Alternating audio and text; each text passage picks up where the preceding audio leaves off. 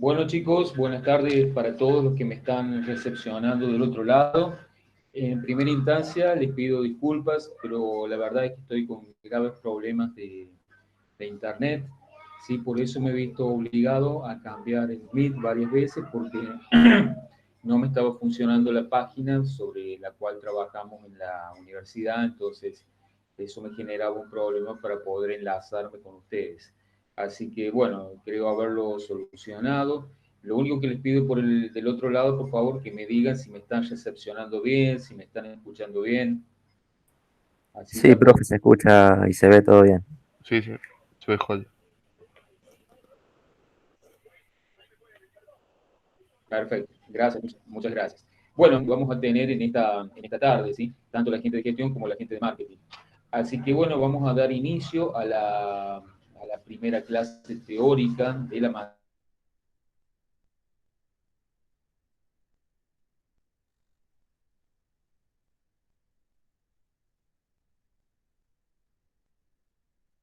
materia. Si ustedes salen en especial, que es el libro de Juan Rodríguez López, que se llama Historia del Deporte.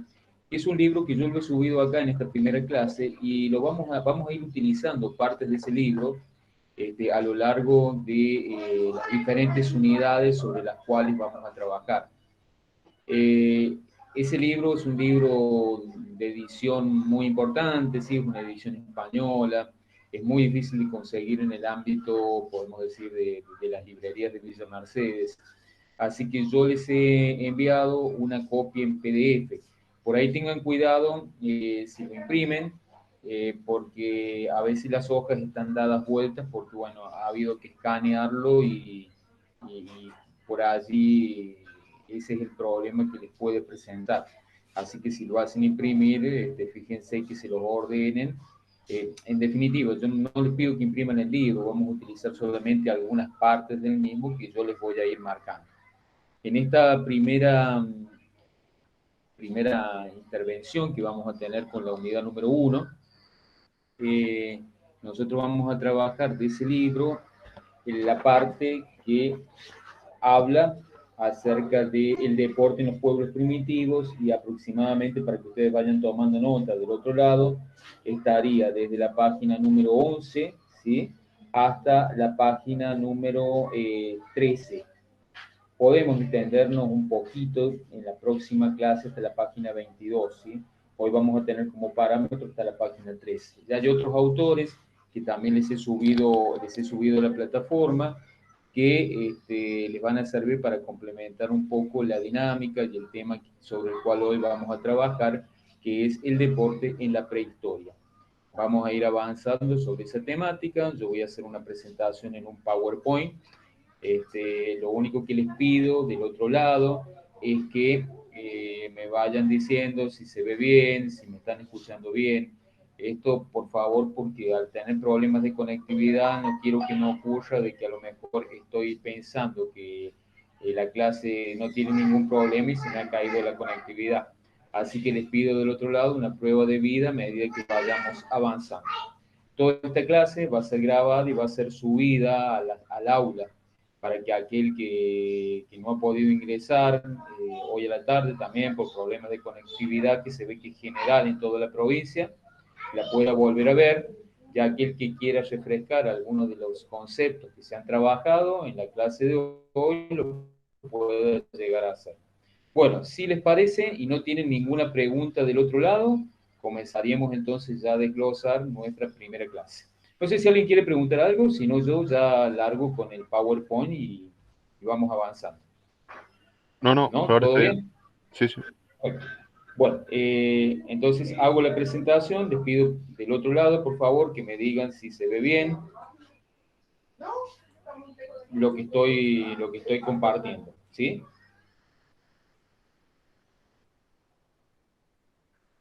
¿Se ve bien, chicos, del otro lado? Sí, ¿Sí? Perfecto, muchísimas gracias. Bueno, como les decía, esta es la breve presentación de la materia es del primer cuatrimestre, tiene una carga horaria de 6 horas semanales. Y el equipo a cargo de la asignatura, bueno, yo soy el adjunto, que está al frente de la misma y me acompaña relativamente el profesor Daniel Chirino.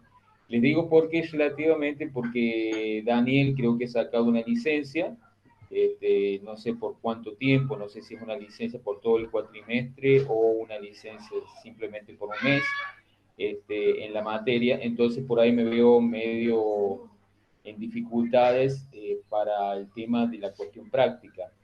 ¿Sí?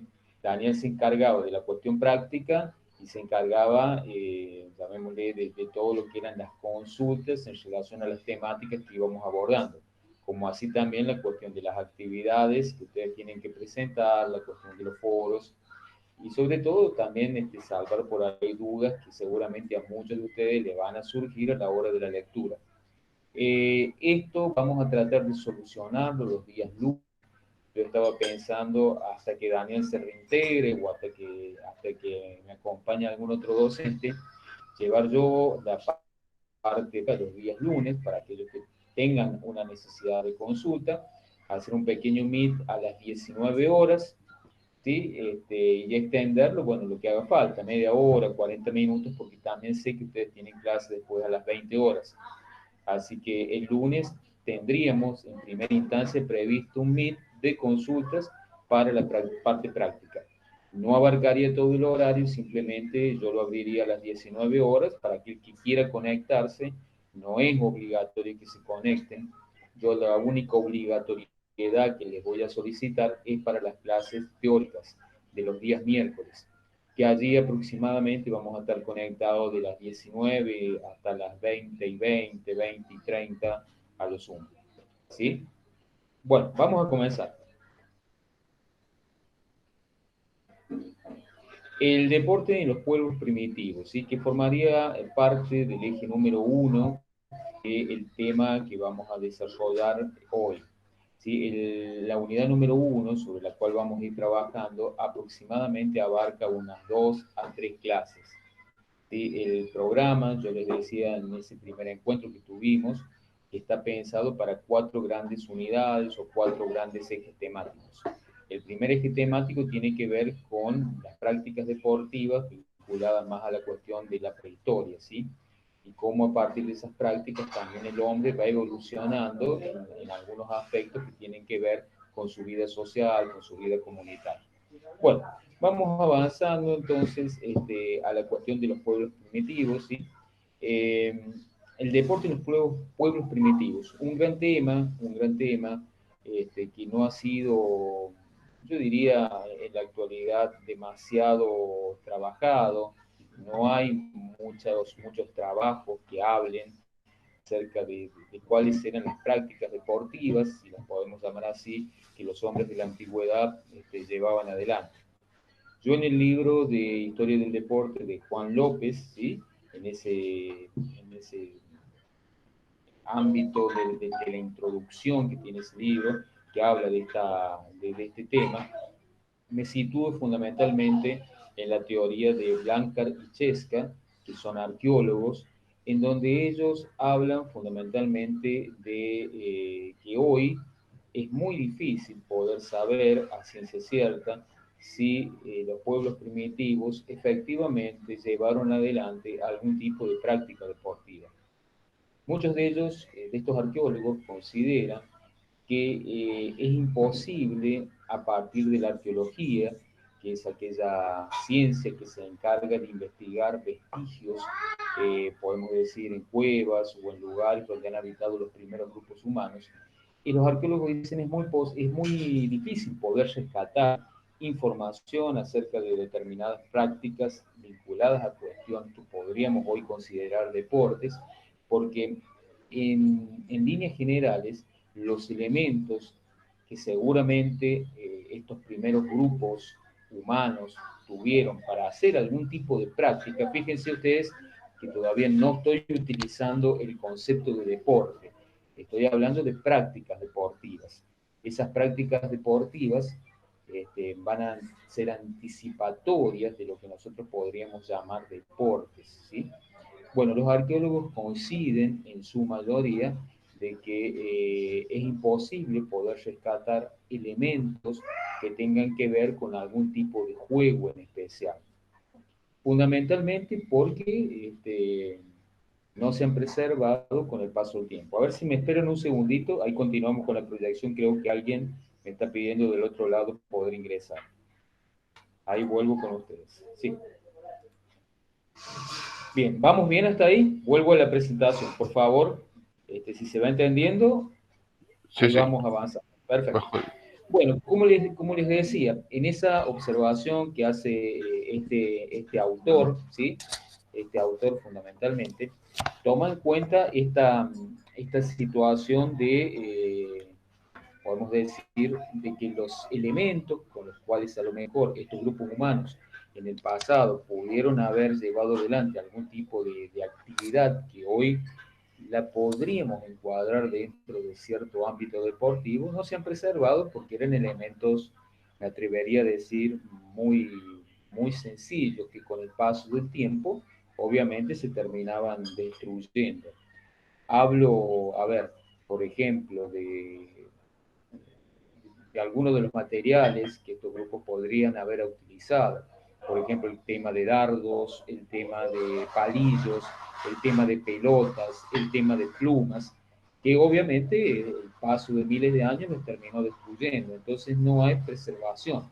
Por eso, mucho de lo que los arqueólogos opinan acerca de las prácticas deportivas de los pueblos de la antigüedad son en muchos casos suposiciones validadas en investigaciones de pueblos más actuales, podemos decir, de grupos humanos del siglo XVIII, del siglo XIX, donde se especula que esas prácticas que llevaban adelante estos pueblos, por ejemplo, pueblos americanos, eran muy similares a las prácticas que realizaban otros pueblos de América y del mundo, y que normalmente no había demasiada modificación en cuanto a los elementos que estos grupos utilizaban. ¿Sí? Es muy interesante por ahí, en el caso puntualmente de América, mejor dicho, de Norteamérica, eh, analizar por allí, como menciona este autor, Juan Rodríguez, de que en investigaciones llevadas adelante por un arqueólogo llamado Kalin, ¿sí? A finales del siglo pasado, él analiza sobre todo en una exposición universal que se hace en Chicago, allá por el año 93, de que los pueblos americanos que él estudió eh, llevaban adelante algunos tipos de deporte o prácticas que anticipaban los deportes y actuales, que tenían que ver con estos elementos que decían dardos, palillos, pelotas, plumas, pero que obviamente algunos se lograron preservar y otros no. Pero este autor, en conjunto con otros investigadores norteamericanos, han llegado a la conclusión de que, por ejemplo, en el caso de los pueblos de la parte norte de América, ellos hacían deportes y deportes tanto individuales como deportes de conjunto, ¿sí? Esto en realidad no se reproduce, por ejemplo, a otros lugares del mundo, por lo que yo recién les decía. Bueno, si vamos avanzando un poquito en el desglose de lo que les estoy comentando, tanto Blanchard y Chesca dicen que el progreso social de los pueblos primitivos tiene que ver fundamentalmente, me atrevería a decir, con la cantidad de personas que fueron teniendo estas poblaciones con el paso del tiempo. No es lo mismo ser un grupo de 20 individuos que transitan un determinado lugar y que están pendientes por tratar de conseguir alimento para la supervivencia, que ya sociedades organizadas, asentadas en un lugar determinado con miles de integrantes. Es por eso que ellos hablan que estos grupos de carácter prehistórico, que podemos llamar, que ellos utilizan el término de bandas, van evolucionando en una serie de aspectos que vamos a ir de alguna manera detallando. Un primer gran aspecto tiene que ver con el aumento del número de integrantes del grupo, ¿sí? Una sociedad, como yo les decía, que pasa de, eh, por ejemplo, un pequeño grupo de 20 integrantes a grupos a veces de más de 100 o 150 o 200. Entonces, de alguna manera, las actividades de carácter social se van complejizando con el paso del tiempo y tienen otra estructura organizativa. Por otro lado, también habla que en un principio existen estas sociedades, podemos decir prehistóricas, como un principio de igualdad social. O sea, todos son iguales, todos luchan por la supervivencia, todos intentan, podemos decir, mantenerse en el contexto de una sociedad que obviamente lucha con el medio para poder sobrevivir.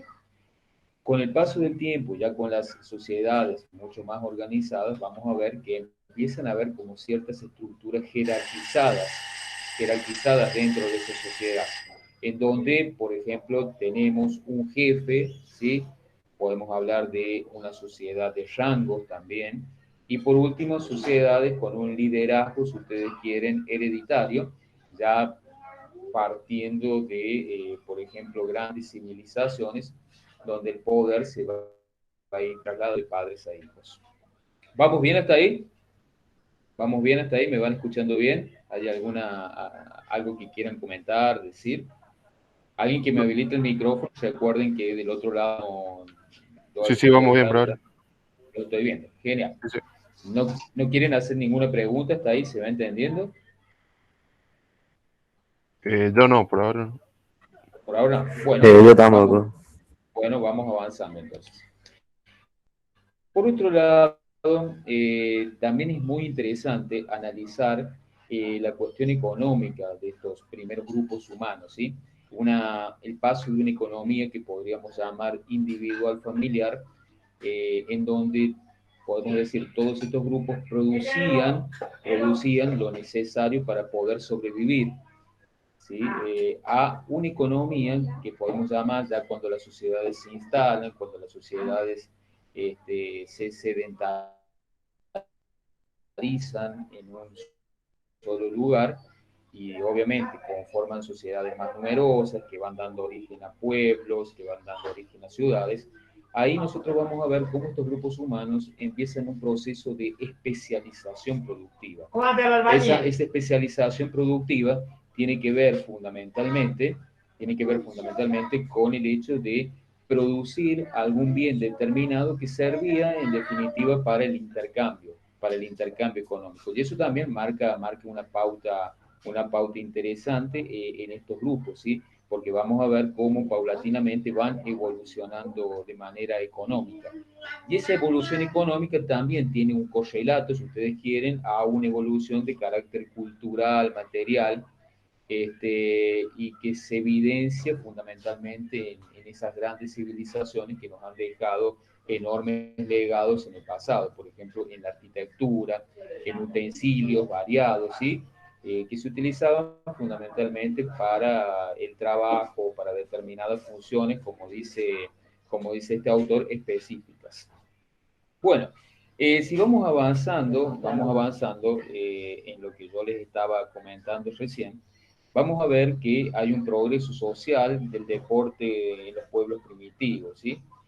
Yo recién les decía, el aumento en el número de integrantes, que fue clave, ¿sí? Hay un igualitarismo social inicial que luego, cuando las sociedades son mucho más grandes, podemos decir, tienen mayor cantidad de integrantes, se estructuran a partir de una jerarquía, en donde vamos a encontrar jefes, en donde vamos a encontrar personas que comienzan a manejar grandes grupos de ciudadanos, ¿sí? Y luego, bueno, ya podemos hablar de grandes civilizaciones que tienen al frente algún mandatario, por ejemplo, un soberano, un rey, un faraón. Entonces ese igualitarismo inicial comienza a ser suplantado por una jerarquía y comienza a ser suplantado ya también por lo que hoy podríamos llamar clases sociales, ¿sí? Clases sociales privilegiadas y clases sociales, podemos decir, no privilegiadas, que eran fundamentalmente aquellas que integraban el pueblo y que se dedicaban a diferentes tareas o a diferentes trabajos. Bien, vamos avanzando en la evolución del deporte primitivo. Como lo dicen estos arqueólogos, Blanca y Chescat, si las formas de deporte van a ir evolucionando conforme va evolucionando la sociedad. Anteriormente descritas, estas sociedades que van de alguna manera complejizándose con el paso del tiempo, tienen necesidades, sobre todo vinculados a la supervivencia. En algunos, podemos decir, en este contexto de vinculación con el medio, con el entorno en el cual se instalan. Blanca y Chesca hablan fundamentalmente de la importancia de tres ejes de carácter evolutivo. El primer eje, ellos lo denominan de identidad social.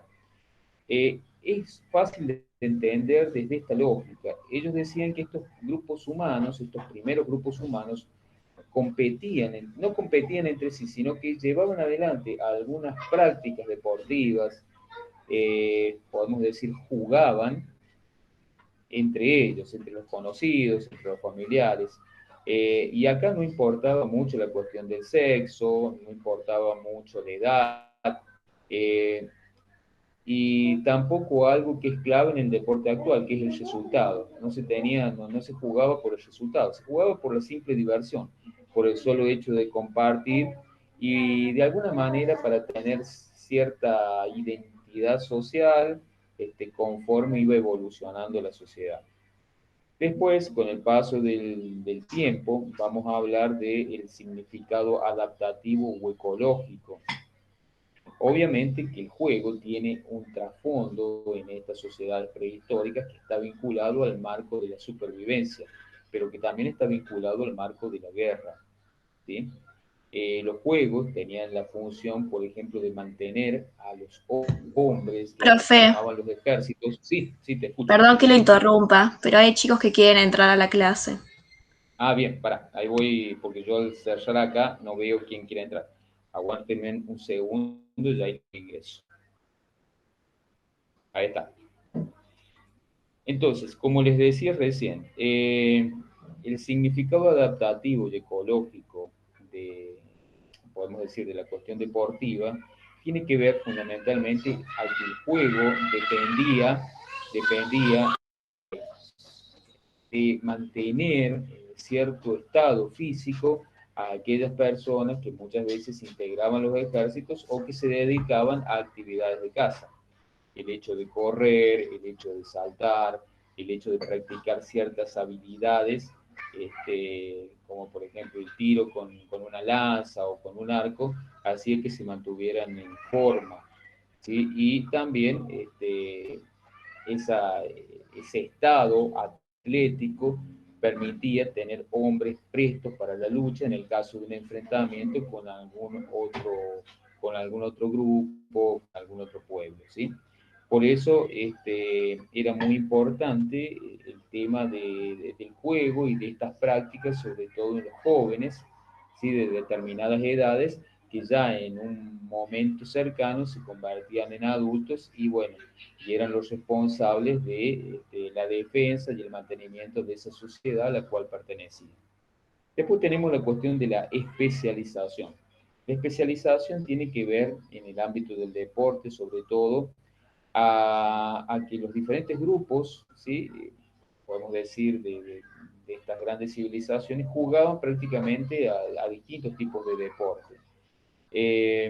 Ahora, en un comienzo yo les comentaba que el deporte se hacía con pares, con amigos, con familiares, y no tenía un fin, podemos decir, resultadista, era más bien por placer, por hobby, el hecho de encontrarse, como puede suceder hoy en la actualidad con muchos de ustedes, que a lo mejor practican algún tipo de deporte en especial con algún amigo o amiga y lo hacen por una cuestión de encontrarse, por una cuestión de hobby, por una cuestión, llamémosle, de disfrutar del tiempo de ocio que pueden llegar a tener después del tiempo laboral.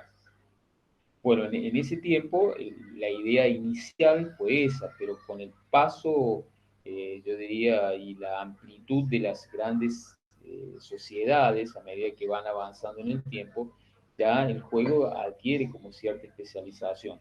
Ya no basta con reunirnos para jugar, para una cuestión de divertimento, sino que pasa fundamentalmente ahora la idea por el hecho de competir. Competimos con algún otro grupo, competimos con algún otro pueblo que es nuestro rival. Entonces, en esa competencia es muy importante, por ejemplo, el tema del resultado. Y también es importante, fíjense ustedes qué cuestión importante, el tema de con quién voy a competir. ¿Sí? Porque yo hablaba recién de pueblo rival. A ver, para transmitírselo al lenguaje futbolístico, para que me entiendan el concepto. Hoy ninguno de los que está acá escuchándome discute que el clásico por excelencia en la República Argentina en materia de fútbol es Boca River, ¿sí? Bueno, porque son equipos con una misma tradición de competencia, de lucha, de que uno se quiere imponer arriba de otro. Buena parte de los argentinos formamos parte de un bando o de otro, ¿sí? Y bueno, pero si por ejemplo a Boca le tocara jugar con un equipo de la primera C, ¿sí? Y lo mínimo que dirían, y no es equipo, porque se supone que Boca tiene un plantel de jugadores que realmente va a superar con creces la capacidad que puede tener un equipo del C, ¿sí? Bueno, este es el concepto que yo quiero reflejar. También en la antigüedad comienza a marcarse esta distinción. Por un lado, no era lo mismo competir con un equipo con el cual había cierta rivalidad, ¿sí? Que competir con otro equipo que a lo mejor era más pequeño y que sabía que iban a ser fácilmente derrotados. También hay una cuestión ahí yo diría, de competitividad, pero de competir con grupos que están a la par. Era como, a ver, menospreciar la capacidad de un grupo de competencia que fueran a jugar, por ejemplo, con un pueblo, compitieran con un pueblo que ya de antemano sabían que lo iban a derrotar, ¿sí? Era como, a ver, por ejemplo, enfrentar a los mejores guerreros espartanos de la antigüedad. Si alguien ha visto, hay una película muy famosa, ¿sí? Que se llama 300, y bueno, seguramente ustedes la han visto por televisión o por ahí en video, que habla acerca de un famoso combate que se desarrolló allá cerca del año 300, cerca de, eh, eran 300 espartanos en una época previa el nacimiento de Cristo, en un lugar de Grecia que se llamaban las Termópilas, ¿sí? En donde van a derrotar a un ejército invasor. No lo van a derrotar, lo van a frenar, lo van a intentar frenar. Luego estos 300, obviamente, por la magnitud del otro ejército, son totalmente destruidos. Pero bueno, sientan la base de que solamente un grupo de 300 personas pudo contener un ejército integrado por miles. Era para que ustedes vieran también la experiencia, la capacidad de 300 guerreros contra un ejército que estaba integrado por miles. Entonces también acá entra en juego esta cuestión de capacidad, fuerza, resistencia que tenían sobre todo los guerreros de la antigüedad. Entonces, si vamos a esta cuestión del deporte en las sociedades primitivas, no hay muchas investigaciones que se hayan llevado adelante, no hay muchos registros históricos, porque en general todos estos pueblos de la antigüedad no tuvieron la capacidad de la escritura.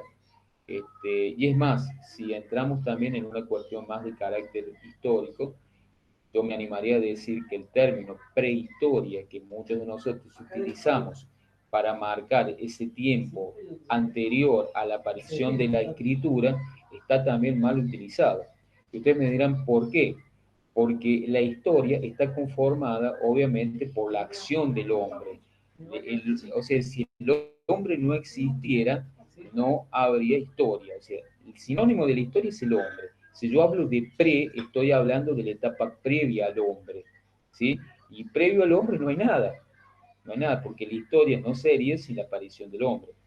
Entonces, hablar de esta época, yo digo siempre, es más preciso utilizar el término de época agrafa, una época en donde no existía la escritura y en donde la transmisión, por ejemplo, de conocimientos se hacía de manera oral, ¿sí? De padres a hijos y se iba trasladando con el paso del tiempo. Bueno, es por eso que muchos de los vestigios que podemos llegar a encontrar, a lo mejor ya en los siglos XVIII, XIX, no están presentes acá porque estos elementos materiales con los cuales se llevaban adelante este tipo de prácticas no pudieron ser preservados en el tiempo los terminó destruyendo y no se conservaron. Entonces, son muy pocas las investigaciones que hablan acerca de deportes que podrían haber practicado estos pueblos. Más que todo aseveran de que no eran deportes en sí, sino prácticas con un fin en especial, que era la supervivencia. La supervivencia, lograr alimentos, la defensa. Entonces había necesidad de hacer determinadas prácticas, ¿sí? Correr, saltar, tirar una lanza, una piedra, y que mantenía en cierta manera a estos grupos en forma. Mucho del conocimiento que actualmente se tiene de cómo pudo haber sido la vida Profe, hace miles de años, sí, sí, te escucho. disculpe, Sí, un sí, compañero quiere decime. entrar y no puede. Ahí está, ahí lo hice entrar. Por favor, para todos los que me están escuchando del otro lado, tratemos de ingresar a la clase entre 19:10, 19:20, porque si no, tengo que estar cortando. Yo cuando hago la exposición no puedo ver del otro lado quién ingresa. Sí, es imposible, entonces tengo que frenar el power, frenar lo que estoy comentando para hacerlo entrar. Y se corta mucho y por ahí se pierde el hilván de lo que uno comentaba.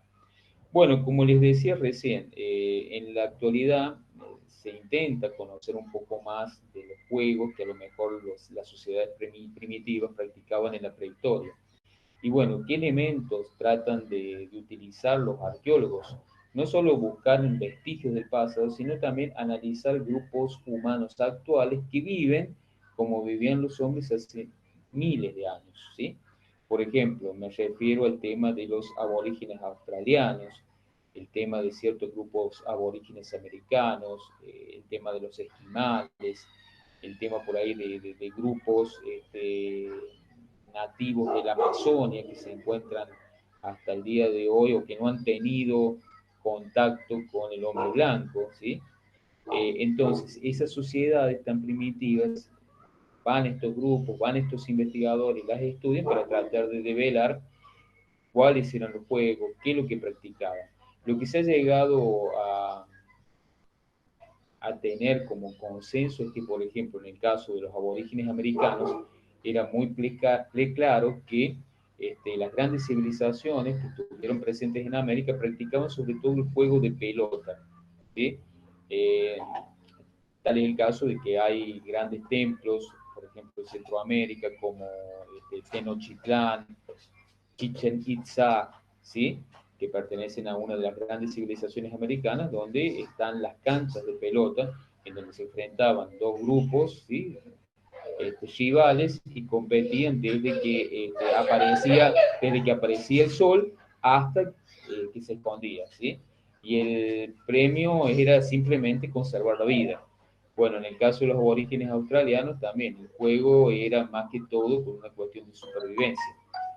Por ahí muchos identifican a este grupo humano con, por ejemplo, el lanzamiento del boomerang, ¿sí? Que realmente es un invento fantástico porque eh, el tema del boomerang servía para cazar animales, y bueno, había que saber cómo tirarlo, cómo utilizar las corrientes de viento para que dieran su objetivo. O sea, son muy interesantes los análisis que van llevando adelante. Hay muchos juegos, ¿sí? Hay muchos juegos que se están investigando hasta la actualidad. Ahí creo que hay alguien que también me está pidiendo entrar.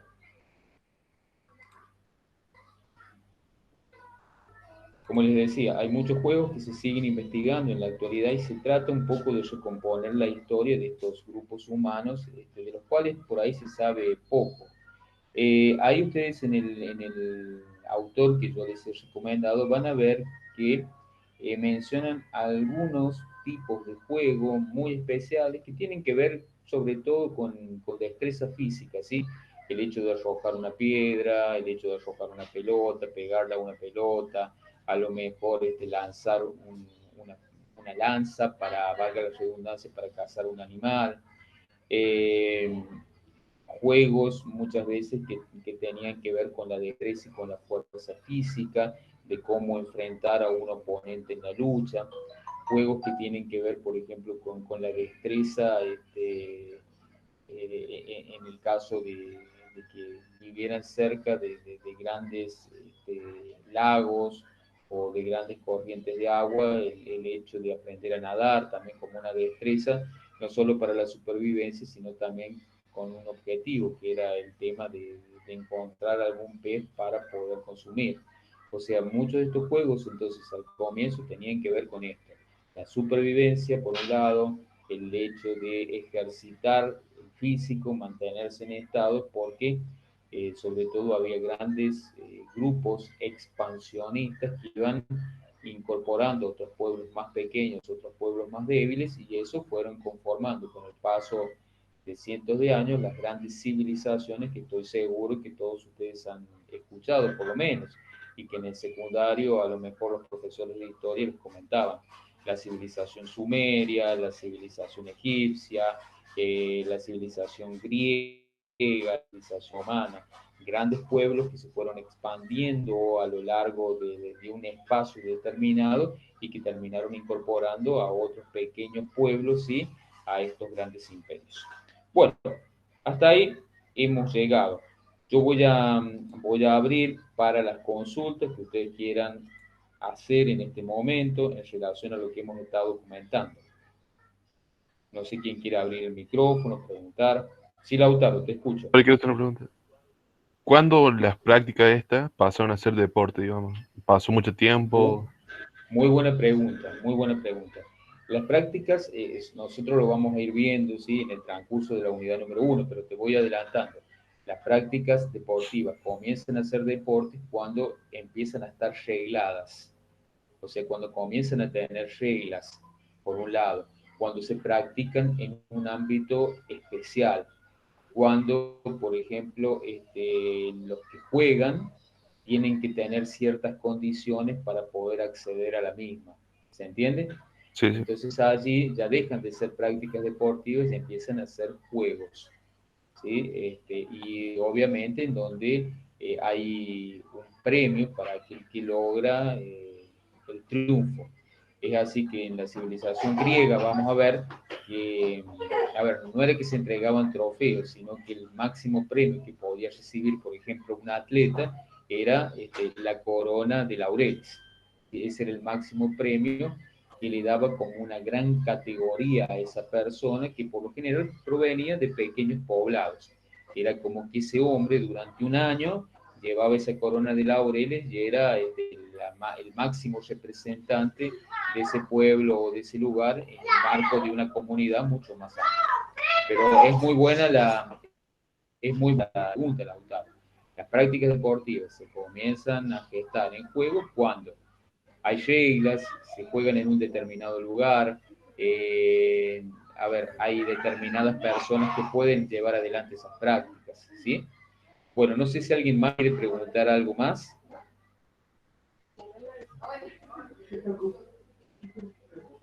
No sé si alguno quiere preguntar de lo que he estado escuchando. Sí, Lautaro, no sé si quiere. Sí, pregunta. ¿Cuál era la práctica más popular, digamos, de esa época? Generalmente no se sabe, no se claro. sabe, ¿sí? Sí. Porque la mayoría de estas prácticas, como yo les decía, estaban orientadas fundamentalmente al ámbito de la supervivencia.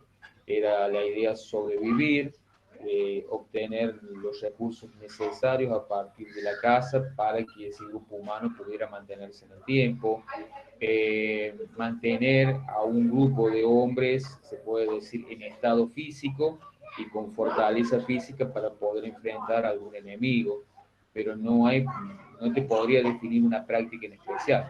Hoy Claro, sí. podríamos orientarlo hacia el ámbito del atletismo, por ejemplo, al ámbito de la lucha, al ámbito, bueno, el tema de arrojar una piedra, una lanza, ¿sí? Que podrían ser las actividades previas al tema del arquerismo o al tema del lanzamiento, ya sea de algún, de algún peso, ¿sí? Que se practican mucho en el ámbito ya de las disciplinas olímpicas, pero no hay una práctica en especial. Yo diría que es un conjunto de muchas cosas que el hombre necesitaba fundamentalmente para poder dominar un medio y un entorno que le era muy complejo en ese momento. Claro. No sé, chicos, los demás, si quieren preguntar algo. Yanela, Melanie, Luciano. Sí, Luciano, habilitaste. De mi parte, más o menos cómo estaban compuestos los equipos en distintos deportes, entre cuántos No, que, jugadores. a ver, en este momento nosotros estamos analizando, no hay equipos, no hay equipos, o sea, se habla que es lo que los investigadores han llegado a conocer, que aquellos grupos humanos primitivos estamos formados por no más de 20 personas, ¿sí?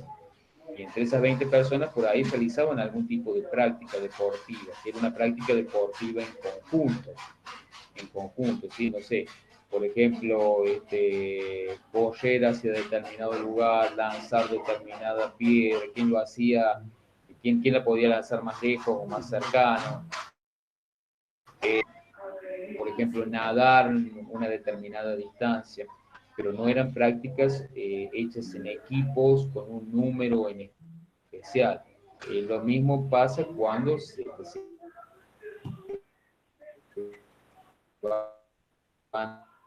tiene, recordar que el tiempo no hay ningún tipo de registro.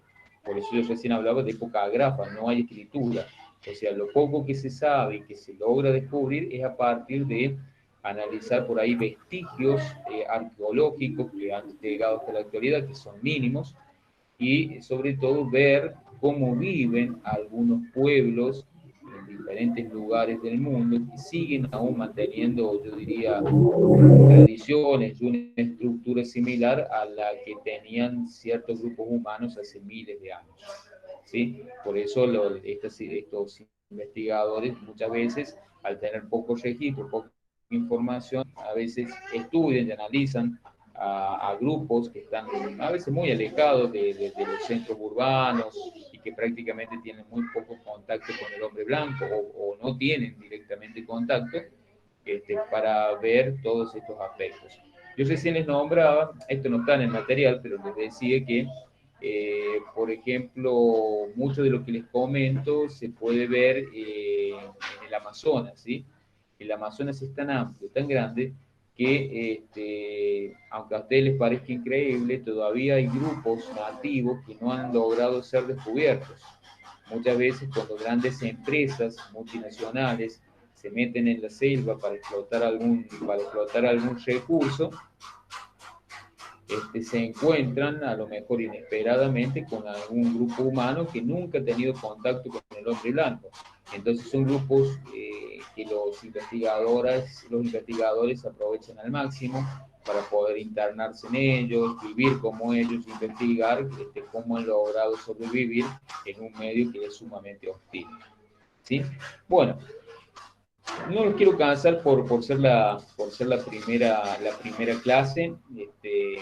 Lo que sí les voy a pedir, por favor, a todos, en lo posible, de ingresar al aula a las 19 horas, ¿sí? 19:05, 19:10 a más tardar, porque si no, muchas veces en la exposición uno tiene que estar frenando, parar lo que está comentando, darles la entrada. Si estoy acá, como en este momento, en vivo con ustedes, les doy la entrada, pero por ahí si estoy haciendo una presentación y explicando sobre algún tema, no puedo ver quién entró y quién todavía está en espera. Entonces, y por ahí el hecho de frenar, sacar lo que uno proyecta para darle la entrada, volver a entrar nuevamente al Power o a lo que se esté haciendo es bastante complejo y bueno, retrasa por ahí, hace perder el hilván de lo que se venía trabajando, así que les pido a todos encarecidamente que por favor traten de ingresar a las 19, entre 19 y 19:10 a más tardar, ¿sí? Porque si no, genera ciertos problemas a la hora ya del trabajo con los autores y con la bibliografía. Bueno, no sé si alguien más quiere preguntar algo. Ahí en el chat de la llamada una chica preguntó algo, profe. Sí, ahí me fijo. ¿Hay registro de que alguna civilización haya usado el deporte con propósitos políticos? No. No hay ningún tipo de registro de que se haya utilizado el deporte con fines políticos. Es más, nosotros estamos hablando de grupos prehistóricos, ¿sí? Todavía ni siquiera hablamos de las primeras grandes culturas que tuvo la humanidad. O sea, yo no he ingresado todavía a lo que fue la civilización sumeria, los griegos, los egipcios, los romanos. No hemos hablado. Yo solamente en la clase de hoy he tratado de hacer un esbozo muy integral de lo que se supone que llevaban adelante, no como deporte, sino como práctica los grupos llamados prehistóricos, ¿sí? A mí no me gusta utilizar la palabra prehistoria porque recién les decía, considero que está mal empleada. Para mí el término más preciso sería aquellos grupos humanos que no tuvieron escritura, aquellos grupos humanos que pertenecieron a una época histórica que podríamos denominar agrafa. Agrafa quiere decir sin escritura.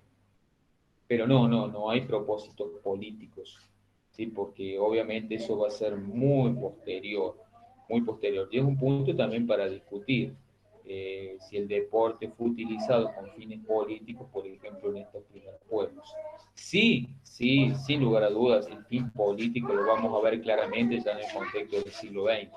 Eso sin lugar a dudas, Yamila, el deporte con una mirada política o con un fin político está muy presente en el siglo XX, pero me atrevería a decir que en estas primeras grandes civilizaciones de la humanidad no tiene un fin político, tiene un fin más orientado a la defensa, a la guerra, a la supervivencia. Bueno, no sé si alguien más quiere preguntar algo más. El libro que yo les recomendé es Historia del Deporte. Nosotros estamos analizando en esta primera clase el material que va desde la página número 11 a la página número 13.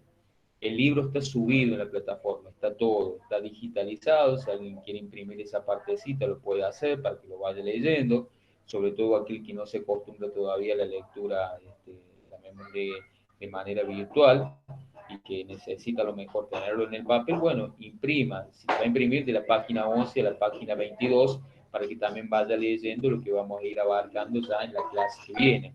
En la clase que viene nosotros vamos a profundizar así sobre los pueblos que pertenecieron a las llamadas culturas prehelénicas, ¿sí? Mesopotamia, Egipto, Creta, y abarcando, si el tiempo nos alcanza, hacia el Imperio Romano.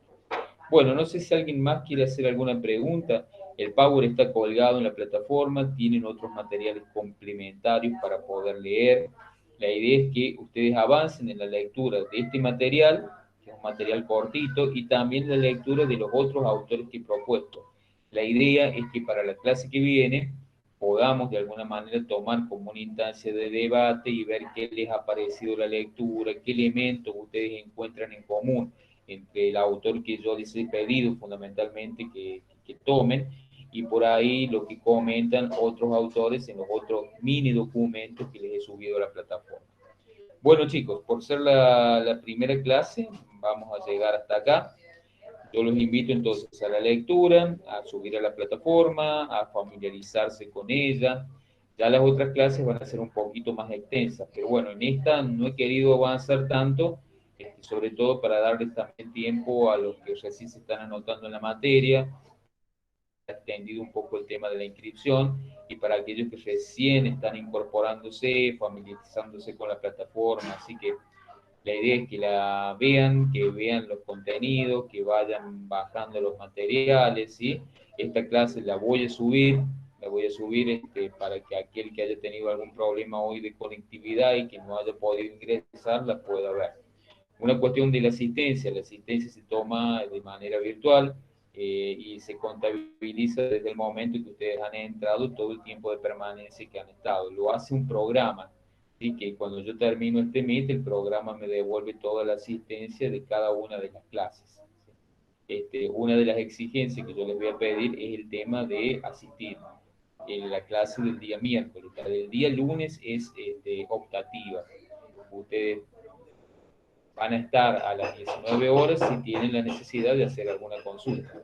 Yo ya voy a publicar el Meet. Espero que, bueno, que esta cuestión de la conectividad que hoy nos ha jugado una mala pasada tanto a mí como a muchos de ustedes se solucione. Pero bueno, el pedido, por favor, reiterado, en lo posible, traten de entrar en el marco de entre las 19 y las 19:10. para poder avanzar todos al unísono, porque si no se pierde muchas veces el encadenamiento de lo que uno viene trabajando.